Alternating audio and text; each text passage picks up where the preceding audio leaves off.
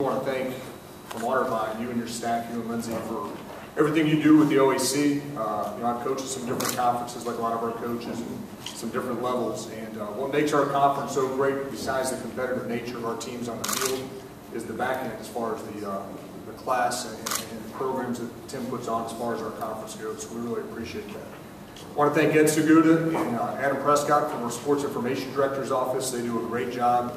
Got a new website last year. They did our media guide today, and they do a great job. WOBN, our radio station, is here today to represent us, and they've even done a good job of broadcasting games with Ustream and stuff online, so they do a great job in what they do, even more than our TV station sometimes, so I'm very impressed with what they do. I want to thank the statewide media. Appreciate all the coverage you get, especially the Columbus Dispatch and Mark Snyder, who does the best job he can getting us into that Columbus newspaper with Ohio State, the big influence down there. And then everyone else in the state covering just all our teams. Lake County News Herald, my hometown newspaper, always tries to get our guys from Northeast Ohio in there, so I appreciate that. Thanks, Sports Time Ohio. This preview show is a great recruiting tool for all of our programs, and I appreciate that. I want to congratulate Coach Karras. He won the gold medal this year, which is a great accomplishment with some OAC players. We had a guy named Ricardo Lenhart, our all-time leading receiver, was on that team, had a couple touchdown catches, did a good job, but it's a great honor for our conference once again. I want to thank D3 Football. I know they're not here, but they do a great job covering our conference and OhioCollegeFootball.com.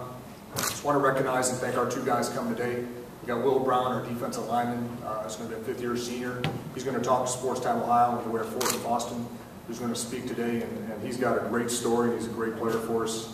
As far as Otterbein goes this year, last year I stood up here and we had a lot of holes to fill. I think we had 8 starters back. We had like 13 or 14 starters we had to find, and it was a challenging year. We had a successful year. But the exciting thing this year is all those kids last year, I said, hey, we got a bunch of seniors that never played before. We'll see what they can do. I thought they were talented. Now we get a chance with those seniors. Those kids are now seniors with some experience behind them. And I'm excited to see what we can do as a football team. I'm very excited about our team. Offensively, I think we have 10 guys, 10 starters back. But the guy we lose is our running back, Cole McCoy, last year. And Cole broke the school record for rushing. So that's a big hole for us to fill. But anytime you got a senior quarterback coming back, you feel good about your situation and program. And Austin's back for a senior year. But I also think we have some depth at quarterback. I think we have 4 kids in Austin, and Aaron Kincaid, Taylor Wood, and Rocco Cantello that can all win in this league as a quarterback. So we got some depth at a crucial position, which I don't think I've ever had as a coach here. Offensive line-wise, was an Achilles heel for us last year. We lost 2 guys early. But the good thing is we've got 4 starters back on our offensive line, including Kenny Colmar, our left tackle. We lost, I think, the first quarter of the second game. He's back this year, so we've got 4 starters back in the O-line. We have 3 seniors competing for that last position. So I'm excited about our O-line. Our skill positions where I think we'll make the biggest jump. Like I said, last year we replaced all our top 5 receivers and our fullback with talented kids. I thought they're all back. They'll all be a year more experience, so I think we'll be explosive on the offense. I think we'll be more efficient on the offense. I think we'll do a better job of hanging on to the ball, so I'm excited offensively. Defensively, I think we got 7 or 8 starters back. Lose DJ, who's our best player in defense. But our strength of our defense, maybe the first time since I've been here, is our defensive line. We've got 2 great defensive ends starting off-wise, and Will Brown, who's going to be here today.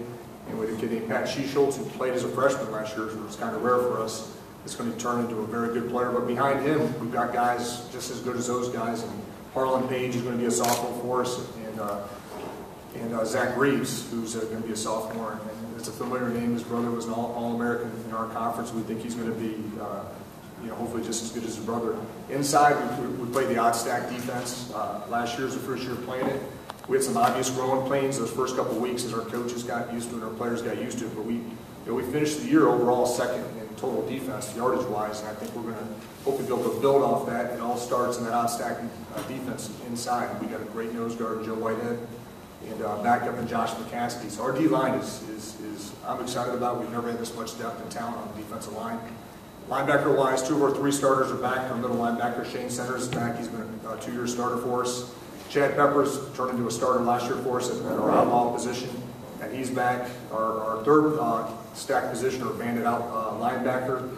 We graduated Will Longsdorf, who was a good player for us. We have 3 guys back that have all started at least 2 games for us, and we feel confident one of those guys either Anthony Lovelace, Eric Keller, or Wes McKeever are going to be able to step in and do a good job. In the back end, we have two senior corners. One of them, Anthony Korpeski, led the league in interceptions, was an all-conference guy. Other guy, Matt Ross, once again, another talented kid, has started for a couple of years. Shea Brittlinger's back in one of the safety positions he started last year, first-time starter. And then we have two open positions. One, Matt Cantrell, will fill one of those, or he's the lead guy at least, and he started the first 2 games last year. And then the open position, really the one question mark I guess I have on either side of the ball right now is our free safety position. And the lead guy there's JB. JB, played a little bit as a backup last year, and hopefully he's going to take the lead with that this year. But he's a big 6'4", 200-pound safety. We think he's got a chance to be pretty good. Special team-wise, we graduated all-conference kicker, David Brewer. He's 10 of 14 last year. I think he's first-team all-conference. It's our other second big question mark besides free safety. Our backup, Eric Milligan, was our starting JV kicker. Was efficient and good at that. Good athlete. I think he pulled balls 14 or 15 feet. And he's a very good athlete. So that's a question mark in camp. Our punter's back in Aaron Kincaid. He ended up being our starting punter in the second half of the season. He's a very talented kid. And our returners, we returned Anthony Korpeski, who was an all-conference returner last year. We have Trey Fairchild, in Fortin. He's a great returner for us too. So we feel good. Like I said, as we go into this season, I think this is as talented and as experienced team as we've had. I think a lot of things with football determine injuries and some other things. So if we can stay healthy, we're looking forward to the season. And I know our guys are looking forward.